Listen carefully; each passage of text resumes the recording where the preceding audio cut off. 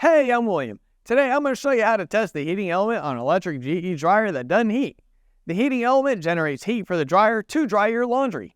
Before we get started, hit those like and subscribe buttons if you want to join our do-it-yourself repair community and get notified each time we post a new video guide. With over 2 million products in stock and the know-how to help you do it yourself, we are AppliancePartsPros.com. First, we'll need to get our tools together. Today, we'll need a multimeter and a Phillips screwdriver. And please remember that safety comes first. Always disconnect your dryer by unplugging it or switching the breaker off. Now let's get started. To get to it, we're going to use our Phillips screwdriver to remove the 2 screws at the top of the front panel, just behind the door.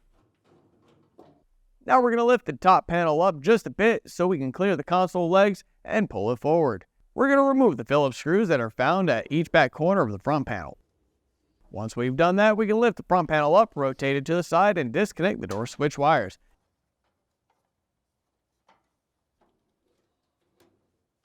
Then we can set the front panel to the side. With that moved out of the way, we're going to reach under our drum, and we're going to disconnect the belt from the belt pulley. Once that is disconnected, we're going to go ahead and lift up on the belt and use it to assist in pulling the drum forward and out. Now we can set that to the side as well. The heating element needs to be tested for continuity, which looks like a sideways Wi-Fi symbol. You should see 3 terminals near the bottom of the element. We need to place one probe on the right terminal with the purple wire, then the other probe on the left terminal with the blue wire.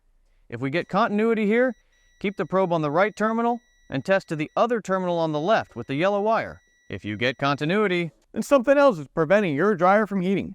To put the dryer back together, let's double check to make sure the wires are all attached. When that's all set, we're going to install the drum and belt.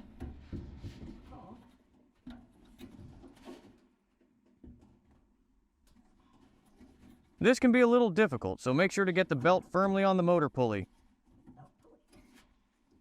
Then grab the front panel.